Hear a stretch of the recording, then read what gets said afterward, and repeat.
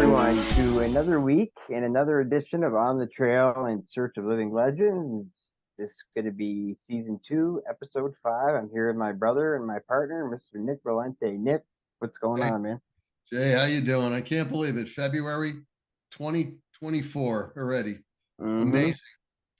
And speaking of amazing, we have an amazing guest, Robin Haynes. Yes. We will go with an undisclosed location in South Carolina. Robin has had a lot of experiences. I don't want to say experience, but experiences, and a lot of experience actually in dealing with things out there. She runs the gamut from cryptozoology to UFOlogy. She's had a lot in all of them, but Robin, I wanted to start off with the Sasquatch, Bigfoot, if you will, and the portals and what you have. And I understand you have something on your property too. Yeah. The first time I went into a portal, they had me in it when I was like in my 20s. I went through one. I don't normally go in them. They're not made for our three-dimensional bodies. They are much higher frequency and energy. I do a lot of work with frequency and energy. And so, but do I have them? Yeah. I've had dogs go in them, cats go in them, where I've had to send the Bigfoots in there to get them back. I have one at the end of my driveway. We have a werewolf that's in there. He's very, very kind. He kind of like guards the house. So we like him real well. I don't have problems with like the dogmen and the werewolf and, the Sasquatch here. I do a lot of energy work, so it's pretty peaceful around my place. Energy bubbles, protection bubbles, that kind of thing. Yep. And have I ever been called out to deal with nasty ones? Absolutely. I do work for the Sasquatch. So I do get sent to different places, when they need me to do various things, anything from respinning vortexes to dealing with the bad stuff to releasing souls, blessed graves, that kind of stuff. Wow. Well, a quickie question in reference to Sasquatch, because Jay and I have had some, I guess you would want to say, experiences with them. Height-wise, what are the tallest that you've seen? I've been toe-to-toe with a 14-footer. Wow. He was fine. He laughed at me. He literally laughed at me. Do you know how bad it is to be laughed at by a Sasquatch? Oh. He was trying to, I had a pony, and this pony was on a 250-foot boat rope because you could not keep this thing in a pen. He would run through hot wire, climb panels, whatever, and he was tied up. And they used to play Let's Move the Pony. Every morning I'd get up and he was untied and retied on another part of the property. It was like, where's Waldo of ponies? Right. And so he was in the backyard tied up. I apologize. I have my grandkids over and the dog is barking at the grandkids. I'm That's so okay. Sorry, guys. Can't even really hear him, Robin. Okay. I feel terrible. I don't normally tolerate it. So anyway, he was out back tied up and we were doing a smudge ceremony. So we had like 3 or 4 clans that had come in for it. And he was used to the one clan. He wasn't used to the rest of them. And the leader of the clan from one of the other ones had grabbed the rope and untied him and was pulling him into the woods because the little kids like to play with them and climb on them and whatever. And normally that was fine. But he didn't know this group. And so he was terrified and his eyes were all white and he's like rearing up and squealing and backing up. So I went over and grabbed the rope because I'm an idiot. Like how in the world I thought I was ever going to stop, like 1,200 pounds of anything. And I'm hanging onto this rope, pulling back, and I'm like being pulled and I'm being skied right across the grass because I'm hanging onto this rope until I got right up to where I was like, I'm 5'10". So I was like looking into its thigh. And I was like toe to toe. And I thought, nope, I'm not going to look up in the eyes. I'm just going to, and I've looked in their eyes before without problems, but I just didn't want a problem. So I just kind of like looked down. I could see his thigh and he laughed at me. He probably thought, you stupid hairless human, like you're an idiot. And he just laughed at me and then he let go of the rope. So I didn't have any problems. Now, was this group, the quick question before you go on, that you mentioned the horse didn't know this particular group. Yeah. Now, were they, what's their demeanor like? That they were fine. Group? I had no problems with any of them. The one that didn't live at my house. People think that because they visit them at their house, they live there. That's so false. They're not It going is to live there. They've actually taken me at one time to where they actually live. And I'm telling you, it's so hard to find it.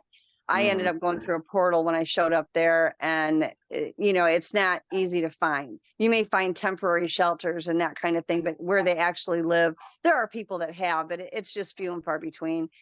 Yeah. And so they would come on the property, and it was a very large clan, and I never had issues with them. I went out every night, 2 o'clock in the morning. They'd tap on my bedroom window, and I'd go out the front door in my pajamas, no flashlight, no nothing. And I'd go out and sit with them. And I would just walk out in the woods and sit on a log, and they would walk around and chit chat. Or they had built this thing in there that it was almost like a religious type thing. They would go in there every night, and it was really cool. It was like rectangular shaped, and it had a teepee in it, where if you went in it, the energy flux in it, they could use it as a portal. And then it had flat A-frames, and then it had like territorial markers built over the top of it and arches within it. It was really incredible. Wow. I took pictures of it.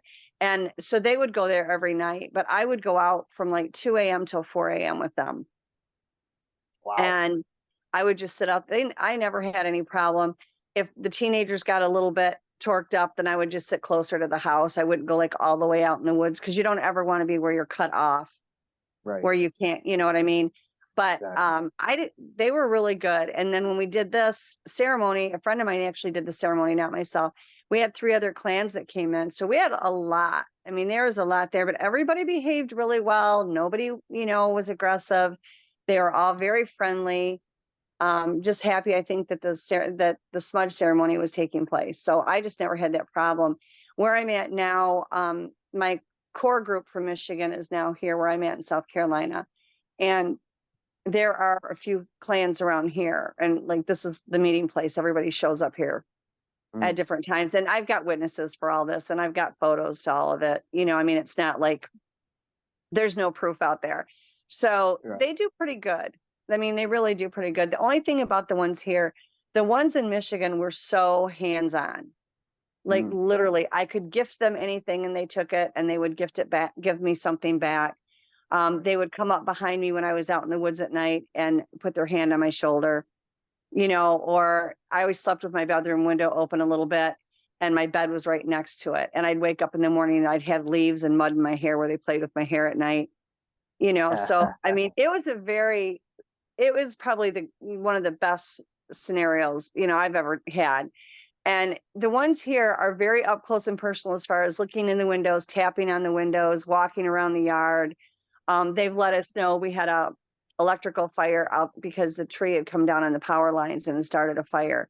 And they were literally helping as sparks would come down and catch the leaves on fire. They were putting them out, and they were pounding on my bedroom wall to let me know what was going on. So, they're a good group here. I have no fear whatsoever of them. I've had, one encounter where it came up and, put its hand on my arm, but not like it did Michigan. Michigan, they were a whole different deal there. They were just so accommodating to everything, and just so much more hands-on than the ones here. These like to get really close. Right. Robin, you I said you have a pony there. I've heard over the decades since I've been researching, Sasquatch likes to braid the hair on horses. They do, yeah. Did they do it on yours? Oh, constantly. I don't have the pony anymore. He's now gone up to heaven because he was very, very old. But oh yeah, they would braid his mane constantly. They would put things in his mane and braid it in with the braids. Yeah, it was constant. I've had a lot of people come at me and say, well, how do those are wind blows. If anybody knows anything about Sasquatch, there is a difference, because at the bottom of every braid, they do a certain loop, and the hair will then come up within that loop. So it's facing upwards. And so how that knot goes. And that's the difference. I've read about that, Jay. There is a distinction between the way they do braids and the way human females do braids. I see. That's one thing. I've been doing this 20 years and I did not know that. Yeah, I read that in a very obscure old book, and yep, she's spot on that one. Another question, Robin. Anytime have they used Mindspeak with you? I've been mind speaking with them since I was a toddler. I Wow. did not know when I was very young that not everybody mind spoke. I mind speak with all the cryptids. I mind speak with the ETs. I mind speak with animals. You can actually get trees and rocks to talk as well. I've been dealing with spirits since I was very small. So yeah, if it'll talk, I can hear it. Oh, Wow. that's a little rough doing mind speak with a tree because those poor things, they get hurt all the time. I know, but you know what? Hugging a tree is just phenomenal. And like right now I have a website I opened. It's paranormal-empowerment.com. And I work with people as far as psychic readings, but I also work with, talking to the spirits and those kinds of things and teaching energy work. And I have several clients that I teach energy work to. And I'm always telling them, I want you out there, hug the tree.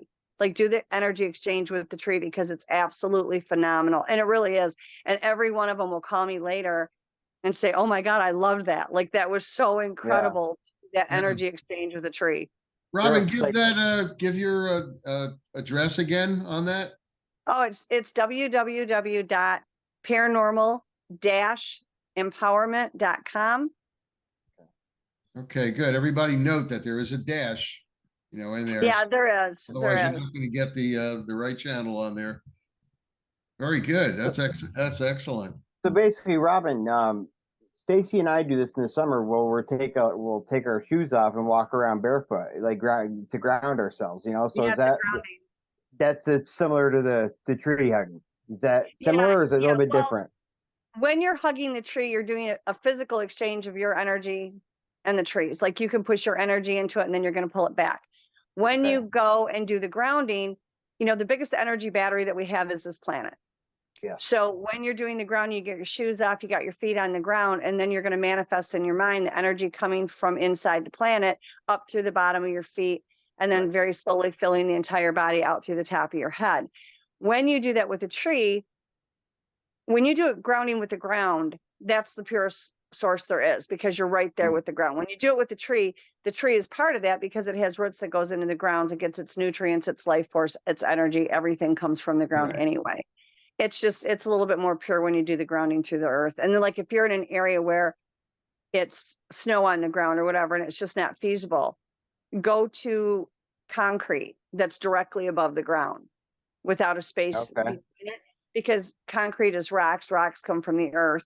And then it's a little bit harder to pull it, but it can be done. Robin, I'd like to get your thoughts on when you're at the beach. Everybody is over there with bare feet and you're on the sand. But here's the part I want to throw in. You have the ocean, the power of the ocean also. Any kind of energy that you'd be absorbing from that? Well, you can. I mean, everything has an energy base. I don't care if it's a Kleenex, a toothbrush, a chair, water, sand, whatever. It's not, in my opinion, and that does make this right. When and I've been in the ocean before, and yeah, you get the energy from the water because that's also an element from the planet. So you can pull it from there. I personally feel like the energy that you pull from the ground is a little bit more stable and it's stronger in essence, but that could be just me personally. But you're talking about that's one of the elements. So you're going to be able to pull water from it. But I really feel like you get a little bit better when you pull from the ground. Okay. Interesting. Interesting. Now, portal wise, I'm sorry, Jay. No, go ahead. Go ahead.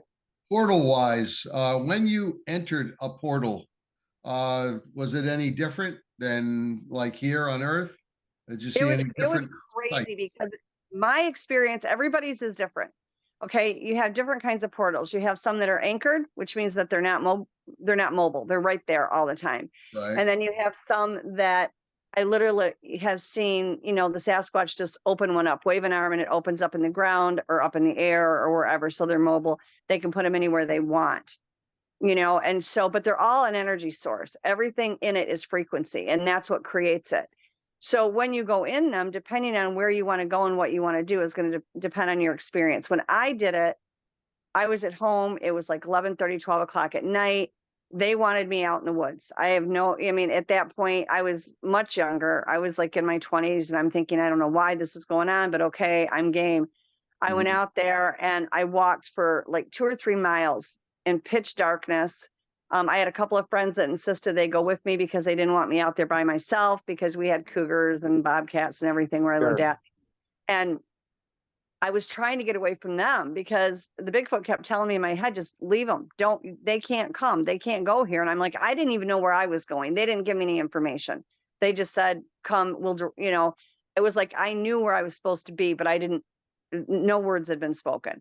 So Right. I'm just like on this beeline to this one place. And I got there and it was this huge mass of woods. And it was so thick, you couldn't penetrate it. You just could not get through it. And I'm like, okay, I'm in the middle of the night in the darkness, no flashlight, no nothing. Why am I even here? And they said, touch the bush. And that's all I said, touch the bush. I put my hand on the bush and I saw it look like little flecks of silver, like you would see like if on TV, when the TV goes out for the night, or they do the emergency broadcast system and it's just like the speckles. Right. I saw that for literally a second. And the next thing you know, I was standing somewhere else. So my travel time through it was very limited. It was just a very quick boop. And there I was. And I'm in this place, and it was where they actually lived. And it was like a very small trail that went around the outside ring of it. And they had these massive, I want to call them a nest, but that doesn't even do it justice. These things were the size of a 2.5 car garage. There was multiple ones all in this gigantic inside of this path. And they were like 4 foot off the ground. And there was branches and vines woven over the top of them. And it started raining outside. This thing was watertight. There was brush underneath of it, but they were just massive. You could have literally put 2.5 cars in each one of them. And there was a bunch of them in there. And I'm looking at it. And the first thing I'm thinking is I want to climb inside one of these. Then I'm thinking, I don't even know that I could get up in it, but it probably would not be the best idea for me to go in there and have it smell like me.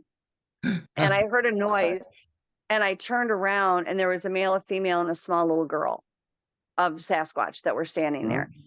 And the female mind spoke with me. She was very kind. The male never said a thing. The little girl was just kind of nervous. She would like peek at me and, kind of look around and she giggled a little bit, but the male never said a thing. It was the female that mind spoke. And they didn't bother me. They didn't do anything to me. They just looked at me and she said, now you can see where we live, but you must never tell. And I said, I'm not going to tell anybody, I promise. Right. And then I heard my friends. And she looked at me, turned her head, and then she looked back at me and she said, you have to go. They can't find us. Nobody can ever find us. And I said, I don't even know how I got in here. Like, how am I supposed to get out? And she said, go back and touch the bush. And I was like, okay. So I went back over. I remember when I got into it, like, I don't even know how I got in. Like, I touched it and then I saw sparkles. And then all of a sudden, or not even sparkles, more like silvery swirls. And then I'm just standing there and I'm like, oh my gosh. And there's this, it looked like a deer run, like you see deer run in the woods, those paths that they run on. And I could see deer hooves there. And then I could also see footprints from the Sasquatch. And I'm like, there was literally no way to get off of that path. I walked down it probably 30, 40 feet. And I'm like, if a deer was running through here, there's no way I could get off that trail. Like there was literally nowhere to go except into these giant nests. And there was just nest after nest after nest. And they just looked like somebody's home. They didn't even look like a nest. It reminded me of when we were kids, they had those sugared eggs for Easter and the end was open and you looked in it and it had all the, different things in it. That's what it reminded me of. It was that solid and it's pouring rain outside and there's not one drop of rain inside. It was just airtight. And so when I went to leave, I just put my hand on the bush. I saw the same swirls and speckles again. And it was just a millisecond and I was outside. And then they tried to get me to go into a portal another time. I was in the upper part of Michigan and one that I was close to was there. And he said, let's go. And I'm like, okay, I'm a mom, I'm a grandma. Like, how safe is this? And he said, well, I can't promise that it would be safe because your bodies aren't made for it. You're not high enough frequency and energy. It's made for our bodies. You're lower frequency and lower energy. And I have a higher frequency and energy than a lot of people do. I mean, there's a lot of us in this field that do. It's not just me by any means, but it's not what their level is. And I said, okay, but can you promise me I can come back? Like I have kids, I have grandkids, I have my animals, somebody's got to show up. And they said, we think you'll be fine, but we can't promise. And I was like, I can't do it. Like I've got responsibility. I just can't, not that I didn't want to. But then, like I said, I've had a German Shepherd that we had that would periodically go into portals that I had. I've always had portals on my property wherever I've lived. And then where I'm at now, I have a cat that was actually given to me from the Sasquatch, and they call that cat in there all the time. And it drives me nuts because he gets in there and it's 4 or 5 days. And like, I've literally watched him go into it and vanish in the thin air. Wow. You know, Speaking of vanishing, Robin, I have a question. sure. Over to God, the last 15 years, all my research, which really amounts to a lot, and my interviews with people in reference to Sasquatch and everything, the big question on Sasquatch, where the footprint ends. Yeah, I was Now, just gonna ask the same thing. do they have some sort of cloaking ability, or do you think they just? Yeah, I can explain to you how they do it, if that helps. That would actually solve a lot of Okay, the first questions of all, that I have. yeah, they also levitate. So, Okay. that's why a lot of stuff you don't, it stops rather abruptly. The other thing is, they can open a portal anywhere they want. So they can take up and step into a portal no matter where they're at. But Oh, also when it comes to cloaking, there's two different things. They do a shimmer, which is the predator effect, there where you you see the dulled go. water. Right. Okay. And then they do cloaking, which is complete transparency. You can't feel them at all. However, I read energy signatures. So they can cloak all they want. I can still find them because So- I read energy signatures. But the thing of it is how they do it. And I've asked them at great length, and I've asked multiple ones. What they do is they bend the light. In order to bend the light, for you not to see them for a full cloaking, okay, not the shimmer, but the cloaking. In order to do either one, they raise their frequency and vibration. When they raise that frequency and vibration, There it literally vibrates enough to the point that you can't see them. Look at a Right. hummingbird's wings. Mhm. When Yeah. you see a hummingbird and they're flying, you can't see those wings. All you see are the bodies. Oh. You don't see the wings because the vibration is so fast. You don't see it. Right. And this is the same principle. Okay. That puts it in a better. That coincides with a theory I had on that, and Yep. which my theory also brings in regular sciences, and she just Quantum explained physics. nutshell right there. Yep. Thank you, Robin. Yep. He knows. We've been talking about stuff like this, Jay, for the longest time, and there you go. Yep. I mean, my Yeah, my they've taught me a lot. Yeah, my Like, big I don't saying take any credit for it because I learned it from them. They've been teaching and training me since I was a baby and a little kid. right. It No, makes Robin, sense, though, Robin. I'm sorry. Go ahead, Jay. No, it's okay. I had a couple questions. Now, you mentioned, okay, so it's not a coincidence that, we have a clan that frequents our property up here in the Adirondacks. Now, when I moved to North Carolina for a few years, we immediately started getting action. Like, North encounters. Carolina's, it's a hotbed. So do you think that can't be a coincidence that No. I have this, Well, they'll we have follow a clan. Oh, that's what I'm saying. It can't, yeah. Absolutely. Absolutely. They'll follow you. Like I said, my group from Michigan, I actually kept a notebook of all the different ones there. But when I moved here, I was really, really concerned because my core guys, I mean, I'm close with them. I'm super close with them. Mm. And I thought, God, I hope, they come. And they always said they would. But I've got like 4 out of them. The ones, like, I got along very well with all of them, but there was like 4 or 5 that they just own my heart. They really do. Yeah. And they've saved my life 6 times. I'm a lot of work for them. And so when I came down here, that was really a big test for me because I had a hard time with that. And they were here. They've been here. I've gotten pictures of them here. Wow. That's But it. the thing of it is everything has an energy signature. So once you learn about the energy and the frequency and you learn how to pick it out, you're going to find that each one of them has their own energy frequency and their own energy signature, just like you have a signature when you write your name.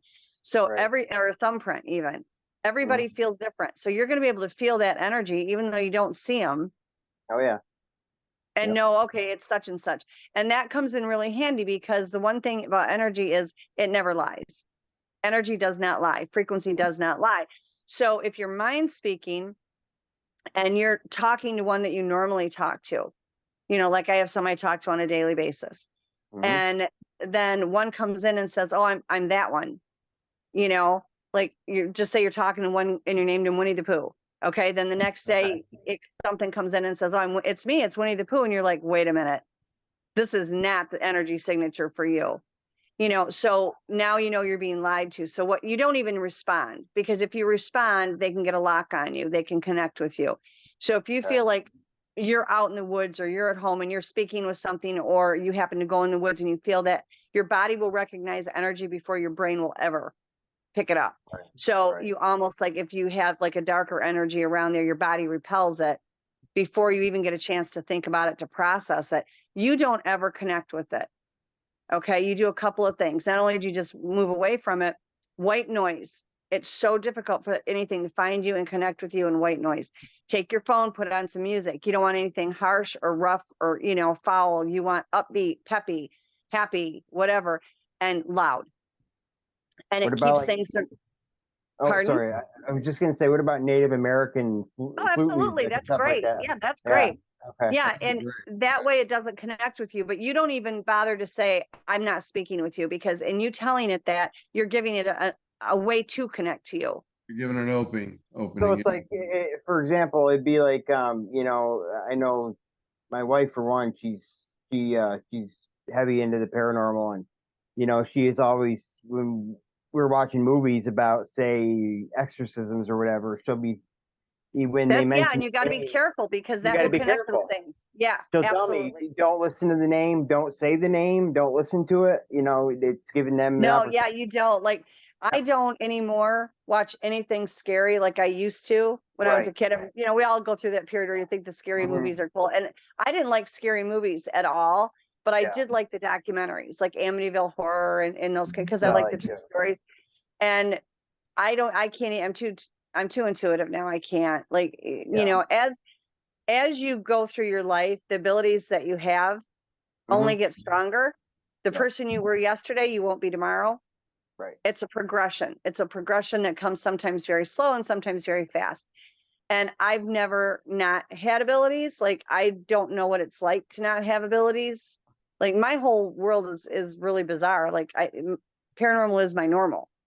Mhm. It wasn't anything I sought out. It wasn't anything I looked for. I never looked for any of this. It came Yeah. to me. Yeah. And that's great. I feel very honored and blessed. I wouldn't want it any other way. Like, I get to Right. see parts of things that a lot of people don't. A lot of people Sure. do, but not everybody. So I'm very blessed and very humbled by it. But you've got to be careful. And so for me, like, even when I go to bed at night, everything wants to talk. I mean, Mhm. everything's got something it wants to say.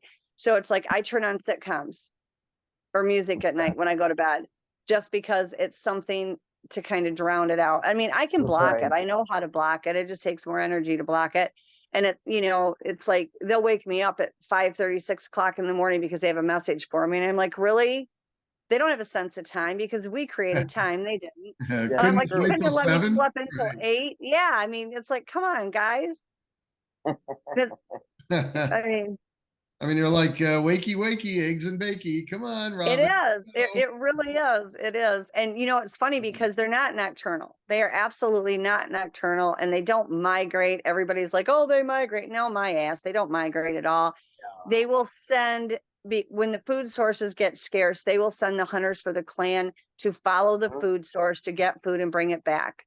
That's different than migration. Yes, it But is. that being said, just like we have people that, to avoid the winters, the older people, a lot of times they'll go down to Florida in the winter time. Yep. That they're not migrating. They're simply going where they feel like going. And you will Right. occasionally get a couple that will do that, but that is not the normal. Right. And they truly don't migrate. They may go, like, if it gets too rough of weather or whatever, but that's not migrating. That's just simply, situations Yeah. are not what they want. Or if the area that they hunt in, the food source gets low, like if they've overhunted it or whatever, they will go to a secondary area and hunt out of that while it repopulates the main area. But again, that's not migration. Yeah, and I got you there, because the group that frequents our property, they're only around from about the end of April, and they only stick around till the end of October, and then they're gone, and then they'll be back again the following spring. Now, I know, like Yeah. you said, they're not migrating, but we're up in the Adirondacks. It gets winters are very brutal up here, you know. So Yeah. like you So I said, mean, it they might. depends on the Yeah. circumstance. Where I don't know Yeah. where they go, but I know it's not migration. No, it's not. I mean, they could have underground cave systems that they go in. Exactly. And you have to remember, they spend months preparing for these harsh winters. They are Sure. gathering food, they're storing deer. I went to this one place in Michigan, and the week before, one of the DNR officers had gotten a call that somebody was living in a cave there. Mm. So he went to go check it out, thinking there was a homeless person in the cave. And what it was Sasquatch was living in there, and he found 14 deer kills. Right. And they were all stacked up. Yeah, they were all stacked up. The internal organs were removed, but they were all stacked up in that cave, and all these giant footprints were around them. So I mean, and they get stuff from farmers' crops. They know how to grow their own. I mean, if we think that they don't, these are technically a human hybrid. They are not our type of people, but they are a people. They have their own laws, their own culture, their own language. They can speak our language, they can speak theirs. They have their own alphabet.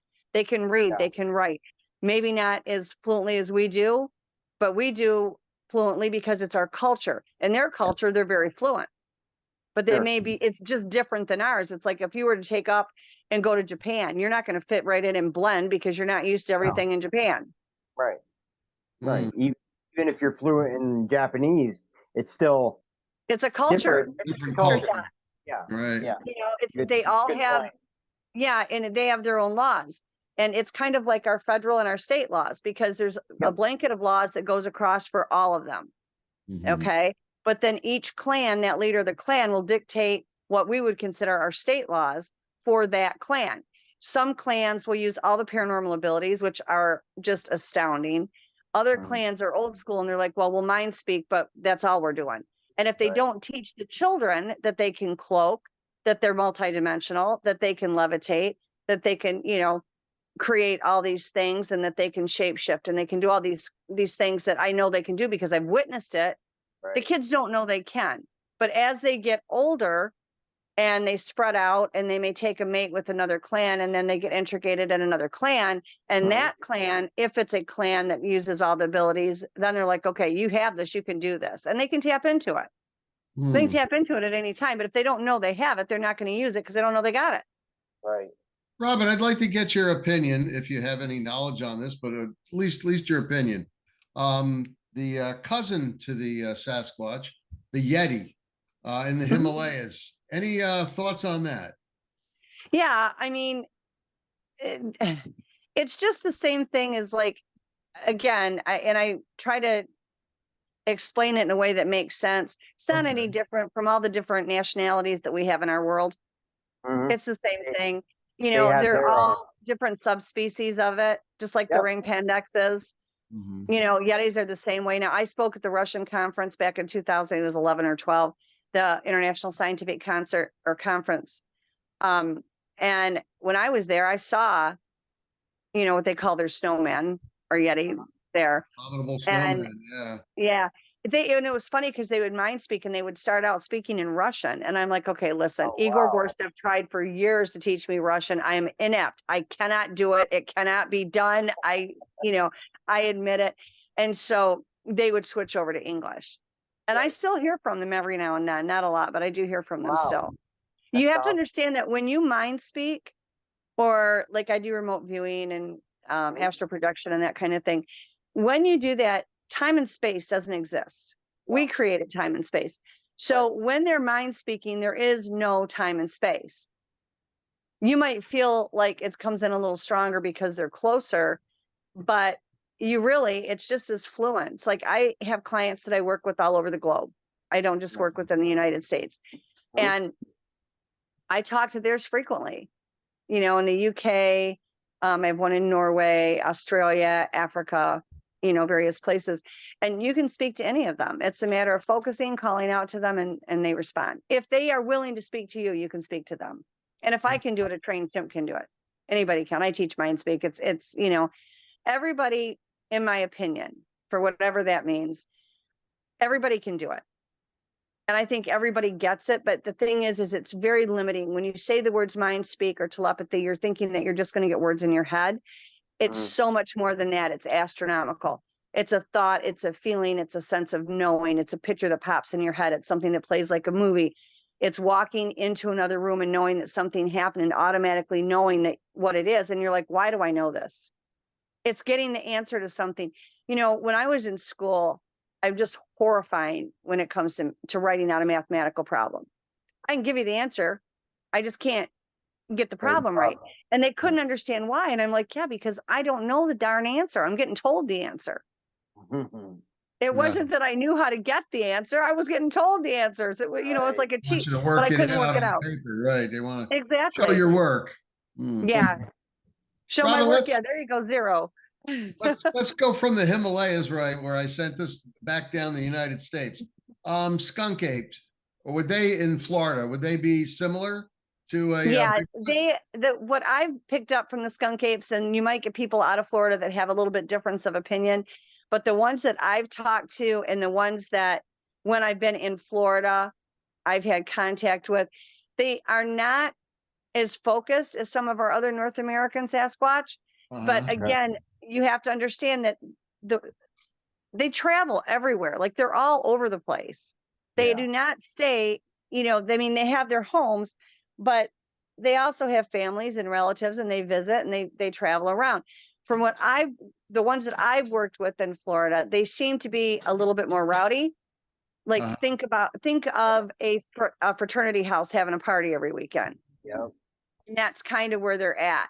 Now you do have some that have come from other states that are a little bit more of the North American ones that are a little bit more centered, and they're a little bit calmer to work with down there. That's not impossible to have, but generally those are not the actual ones that they call the skunk apes. The skunk apes tend to, in my opinion, the ones that I've encountered and dealt with and spoke with, they are more wild. They are more unrefined, unrestrained, uncivilized, I guess is the best word for it. Okay. And the problem with that isn't that they're this hyper dangerous thing, but they're more of your wild card. Yes. All right, and now let's switch over from East Coast to West Coast, because California, and I mean, I did a study on this at one point, 1995 to 2015, well over 3,500 sightings and or encounters. Those are the happy-go-lucky, I guess, Bigfoot over there, because they're appearing to everybody out there. I mean, 3,500 sightings alone in that area? Yeah. You know, I think they tend to, you get some really big ones out there. I mean, you've got a lot of land that they can feed on. And, you know, I don't think they're necessarily more aggressive there. But when you get up in the mountains, you tend to get some that, and again, this is just like generic because there's always the exception. These are individuals. These are a type of people. So just like with us, they're all individuals. They can be good or bad. But when you get up in the mountains, you tend to get some that are a little bit more rowdy. They go up in the mountains to get the hell away from us. So then we consistently chase them up there, and that kind of ticks them off because now we're in their world. It's just like if you're sitting in your living room, you've got your family there, you're watching TV, you know, having a soda, eating your popcorn, and somebody comes barging through your door that you don't know. There is nothing that you will not do to protect your family. But yet we are continually expecting them not to protect theirs. Right. You know, there is protocols that you can use when interacting with them. It doesn't guarantee you success. It doesn't guarantee you that you're not going to come across a negative one, but it does make a mutual respect between them and us. And the other thing that people don't realize is you have to learn their ways. You can't just go out in the woods and think that you know what you're doing because there are no experts in this. No. I know I'm not an expert. I don't even ever claim to be, but there really are no experts. And so you have to learn their ways. You have to understand there's what they do, what they say, and how they do it is a different culture than ours. You know, I get people every day that are like, I have PTSD and I'm traumatized because I saw one in the woods and it screamed at me and it was waving its hands up in the air. And I'm like, did it make physical contact? No. Okay, what did it do? It yelled at me and it waved its hands up in the air. And I'm like, okay, in the military, if you are in, you know, at war and someone is standing there waving their hands in the air, that's surrender. But yet if we see a Sasquatch do it, they're being violent. And what people don't really understand is that when they do that, it could mean a multitude of things. It could be trying to say, hey, I don't want to deal with you. I don't want to fight with you. I don't want to hurt you. Just don't come in this area. Yeah, go It away. could be, right. And I know this has happened a multitude of times because I've talked to them. It can mean you're not safe here. There could be a bear here. There could be a cougar here. There could be a wolf here. They will do that to protect you, where they may be safe with these animals, but we are not. And so they're trying to deter you away from that situation. But instead of looking at it that, oh, this thing is trying to kill me, we need to look at it and say, hey, look, it's not physically trying to make contact. It really and truly is trying to get me away from this area. So, back up, go slow, redirect yourself. There are signals that they give you. They don't just, not that there aren't bad ones that will just attack, but primarily there is more good than bad. We have to learn to read the signs. We have to learn the culture. If you're going to be in this field, if you're going to be out in the field, learn about it. Right. And there's always going to be a time that we might get put in a bad situation, no matter who we are. It doesn't matter. There's nobody that knows it all. But we can help eliminate some of those if we just learn about them, learn about their ways, learn about what are the protocols, what should we do, what should we not do, how should we handle this. All of them are different, yes, but you have a much better chance going out there and interacting if you do certain things. Quit chasing them around in the woods. Park your little happy butt in front of a bonfire, cook some food on it, play some music that's upbeat and friendly, laugh. They pick up the vibration, they pick up that frequency and the energy off the laughter, off the music. They're smelling the food. Let them come to you. There's two experiences that you get. You get either a bad experience or a good experience. A bad experience is going to end it for you. And it will also, if they get mouthy enough, they're going to tell it to the other ones, and you're never going to have a good experience because you're marked. A positive experience will last a lifetime. I've done this for 59 years, and because I have been fortunate, not because of any intelligence on my part, I lucked into it, where I've had good experiences, I tend to have more good than bad. I have dealt with bad ones, yes. I've been sent out to areas to deal with bad ones.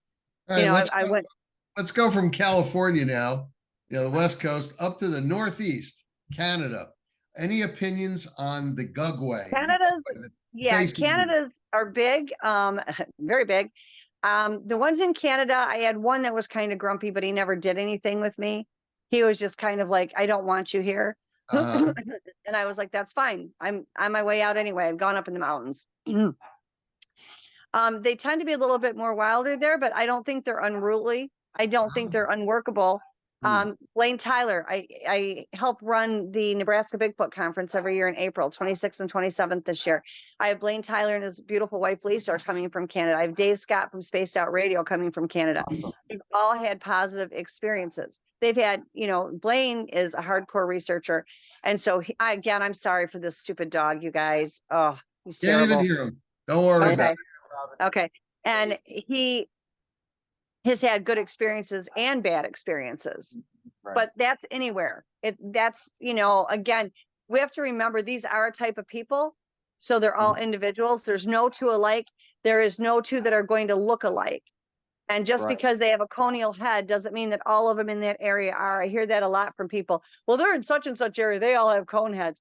Well, you might see more of them there. Just like, maybe if you go to China, there's more slanted eyes, but it really, they move around so much. They portal wherever they want to go. Like I have a friend in Texas and there's one out by her and he's the sweetest thing, but the boy loves skunks. He's forever rubbing skunk all over him. So he smells really bad. And when I moved here, the first night I was here, he just showed up and I'm in the house and I just smell this overwhelming skunk smell. And I'm like, oh gosh, the dogs are outside.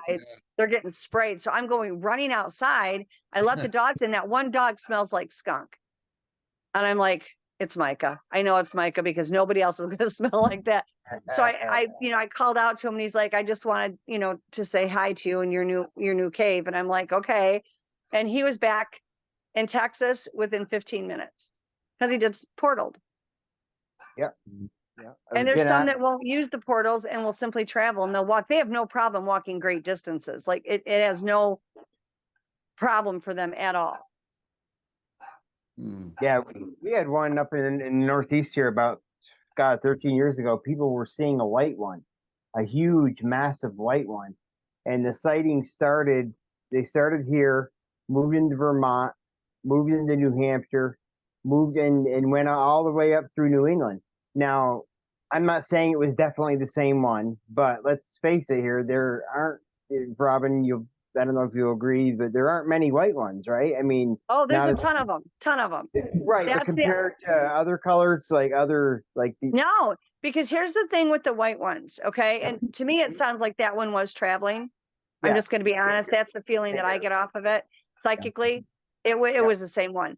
But Okay. what people also don't realize is can come in any color. They literally can. And there's a difference between a white one and an old one that's white and an albino. So we need to be kind of clear on that. The albino has the red pigmentation in the eyes and that kind of thing, and the pinkish skin. Right. Okay. But when they age like us, they can turn gray, get salt and pepper. I mean, I have a female here that she's only in her 30s. In fact, her son plays in my bushes all the time, Zerky. And but she's got salt and pepper hair. That's just the way she was born. But they can turn gray with age. You know, I have one that I am extremely, extremely close to. His name is Shadow. And I named him Shadow because everywhere I went, he would follow me and I knew he was there and he would give me mental visuals of what he looked like. So I always knew he was around and I would talk to him even before I had a physical sighting. And he finally, at one point, he walked right up to me and I was out in the side yard and he just walked right up to me. But he's white and he's got Caucasian skin. That's the other thing. Their skin types can be anything from gray to black to white to red. I mean, again, because they're a human hybrid. And I asked them before I ever met Dr. Ketchum, before I was ever part of the Genome Project, I didn't even know it was in existence at that time.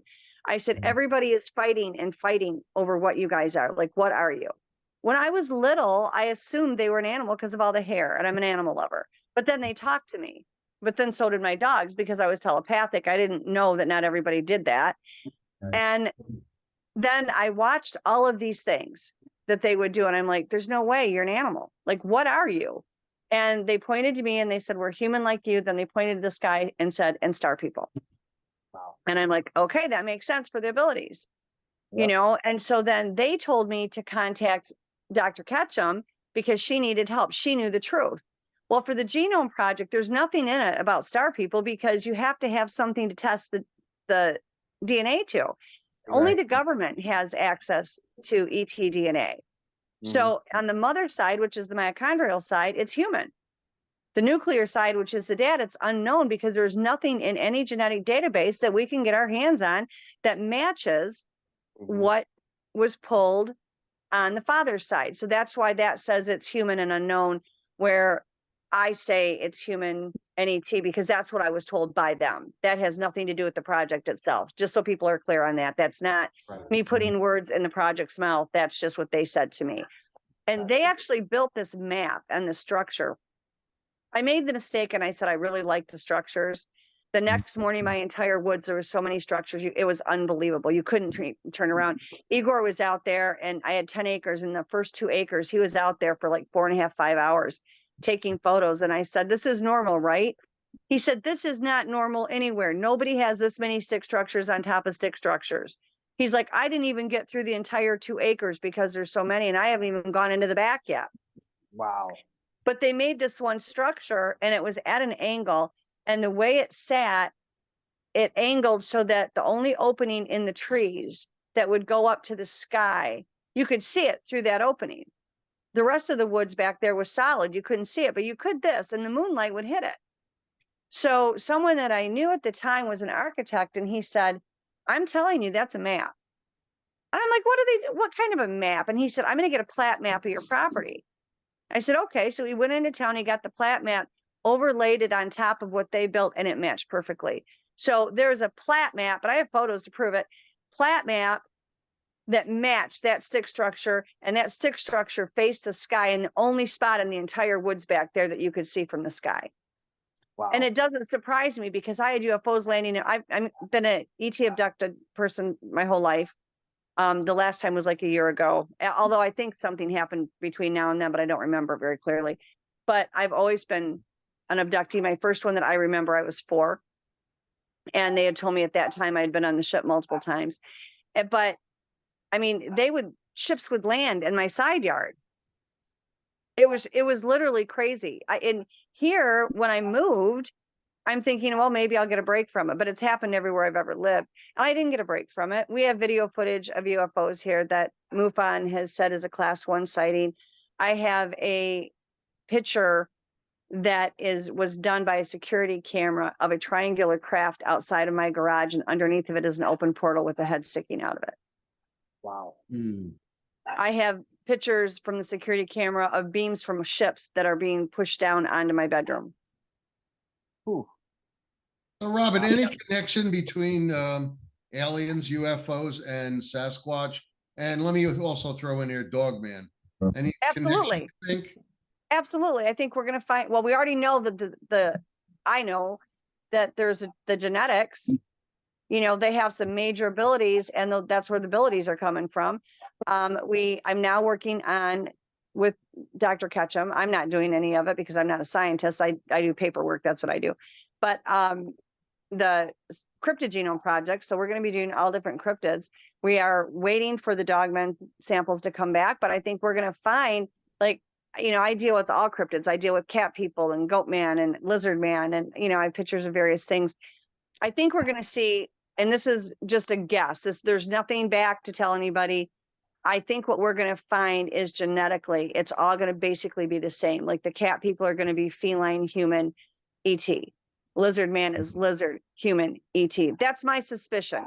That doesn't mean I'm right. But I think, yeah, from watching them as I do, and the ETs create a lot of these cryptids. I mean, that's the truth. The government does as well. But the government creates them to take people out. The ETs are not necessarily doing them to kill us. Right. There are some races that they're not up to any good, I will say that, but the government ones are literally made for warfare. And, you know, for various reasons, they cut them loose in different parts of the country and in the world. And the Bigfoots call them the Makayas.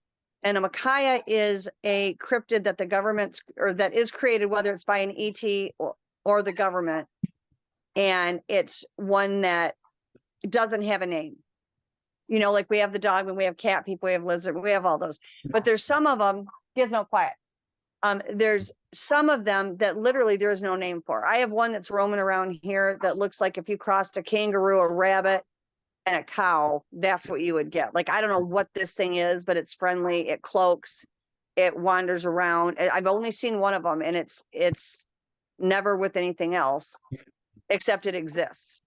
Wow. And so the Sasquatch call them a Makaya. It's a blanket term that means ye that walks the earth that has no name. Wow. And it's just these unknown cryptids that there's really and truly no way to name them, because we don't know what they're crossed with. You know, like when you see a cat person, you can tell because they look feline. A dogman looks like a dog, right. You know, but again, from what I've seen, like I have a picture of one that's like 20 foot from my front porch. And he was cloaked when I took it, and he popped in the picture. And that's the other thing. You can get pictures of them, people. They just have to be cloaked when you do it. And there's a way to do it. But he looks like a hyena, which is really amazing considering a hyena isn't technically a canine. But he looks very much like that. But I'm finding that with different ones that I've encountered, it depends on what kind of canine that the ETs have snagged or the government has used to cross them. Like you have the kind that have a German Shepherd head. There's some that looks like a pit bull head. You know, it just depends. And now Amula, who's a cat person that's here, she looks like a hairless cat. Okay. She's absolutely, yeah, she's lovely. Yeah, she's like 6-7 feet tall, very slender, but she has a feline head. There's no hair. But yet there's countless people that have seen, you know, the ones with the manes, like the Lyrians. You know, but I think, and this is again my opinion, not that that's worth much, but my opinion is it depends on what they're using when they create them. I mean, just because they're canine doesn't mean they're using the same kind of canine. Right. Robin, one cryptid that I've researched, oh my God, heavily over the last 10 years. I've been to West Virginia. Jay, you know what I'm getting at now. West Virginia up to Chicago, up into Canada.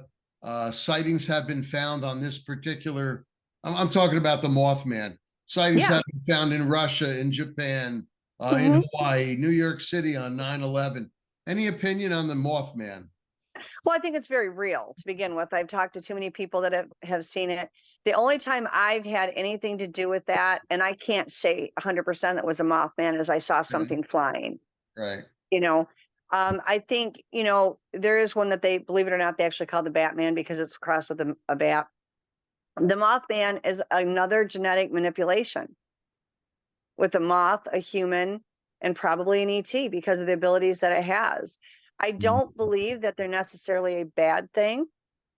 You know, I think that they do try to warn people of things that's possible. But again, everything was created to have free will. So it has a choice if it's going to be good or bad. Now, like the lizard man, you know, in all fairness, those things really are not something that you want to have over for dinner. They'd rather have you be dinner. They're not overly friendly. Left alone, they're fine, but they, you know, they are a reptile. They are a type of reptile. So, you know, you kind of go with that. But yeah, Mothman is, as far as I'm concerned, very, very real. I've talked to too many witnesses that have seen it, encountered it. I have tried to talk to it through Mindspeak a couple of times. They're very quiet. They don't like to talk a lot. Mm-hmm. You know, it's kind of hit and miss if you can get one to really respond. And they seem to be more of a loner. Like you don't see a lot of them together. Yeah. Right. Yeah, they get the moniker the harbinger of doom.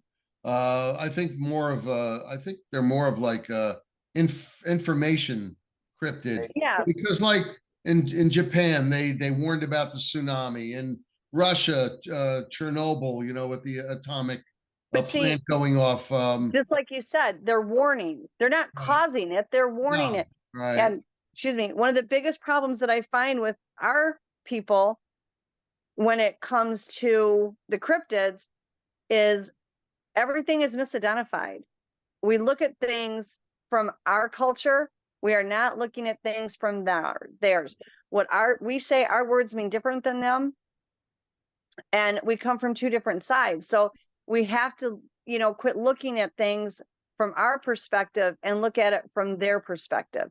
That doesn't mean that there aren't bad ones. It's not an excuse for the bad ones doing bad things.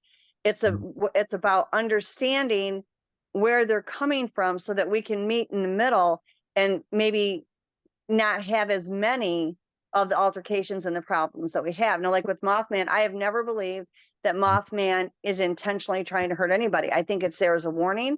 I think it's a knower, meaning that it just knows these things are going to happen. All Right. these things are telepathic. All these things, no intent. All these things are excessively psychic. And I think that it gets that information. And if it is from a moth or if it is from a bat, you know, bats are highly intuitive, excessively intuitive, and they read the frequency, they read the energy at a very high level. So there's no reason to believe, and bugs do too, moths do. So there's no reason to believe that these things are not picking up on that psychically and letting people know, trying to help. I think we automatically assume that because these things are different than us, they're automatically bad. Well, with Mothman, the proof is out there. Never really tried to be aggressive with anyone. 9/11, there's pictures of Mothman near the World Trade Center. I guess he tried to warn. You know, like I said, in the tsunami in Japan and down in West Virginia with the Silver Bridge. I mean, trying to warn it. And you know, I guess he couldn't get it across that, hey, this is going to happen. Well, the thing is they're all telepathic. So he could be very easily speaking to somebody telepathically, but if nobody knows how to receive the messages, when you're telepathic, when you do mind speak, right, it doesn't have to be where both of you get the message. It can be very one-sided because mind speak, like I was talking about earlier, it's so completely different than what the word says it is. There's so many ways to get it, and it's very, very subtle. So you could be getting mind speak and not even realize you're getting it. And 99.9% of all people get mind speak. They have just no clue that they are because they don't know how to identify it and they don't know what to look for. So if this thing is now trying to telepathically tell somebody to warn them and they don't know what they're getting or that they even are getting it, you know, I mean, it can try all at once, but it's just not being received because the people don't know what to look for. right. Jay, we're going to have to ask Robin to come back because we are out of time tonight.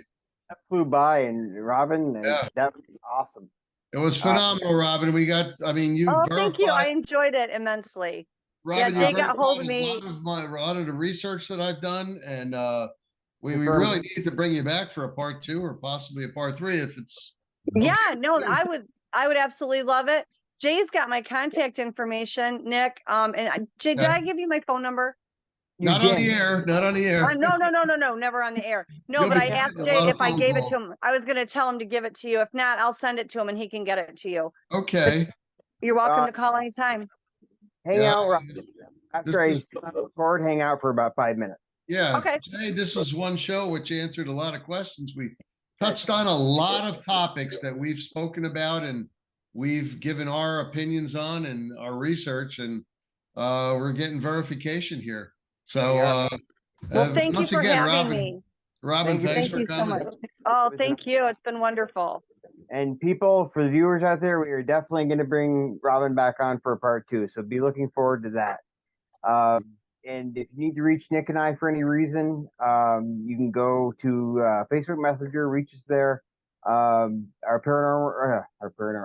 YouTube channel is Paranormal Encrypted Crossroads Research. That's where you can find all our shows. Check out the IDP groups created by Nick, International Dogman Project. We've got how many chapters now, Nick? Oh my God, we're over 19 different chapters. We're going to be opening up one in Australia and one in New Zealand, and I'm looking at opening one up in France because they have the Rougarou over there, and that would be interesting to see what kind of reception that would take. Absolutely. So check those out and check out our 2 affiliate groups on the trail. Cryptid Paranormal Research and Secret Society of the Paranormal and Cryptid Research.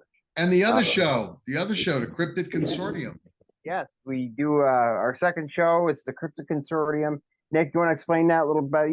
You're a little better with words. Jay, Gary, and I, we do the Cryptid Consortium, and what we do on the consortium is we do a deep dive research into odd cryptids, like the Mongolian deathworm, for instance. Whoever heard of that thing? I mean, we delve into those odd cryptids and odd beings. Doesn't necessarily have to be a cryptid. It could be just something really odd out there.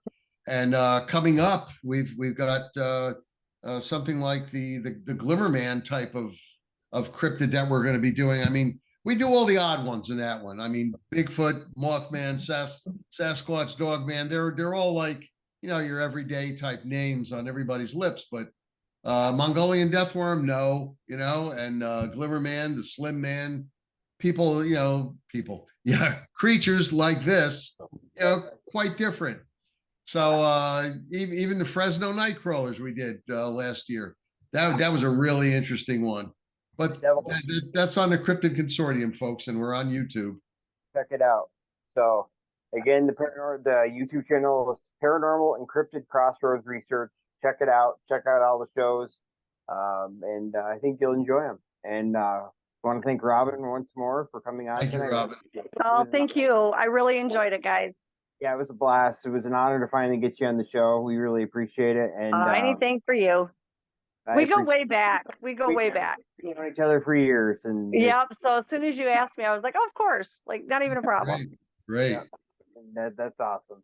So when we I'm gonna hit stop record here, and we'll hang out and chat for about 5 minutes if that's I'd cool. like to tell Sounds everybody good. stay safe and good night, everybody. Good Take night. care.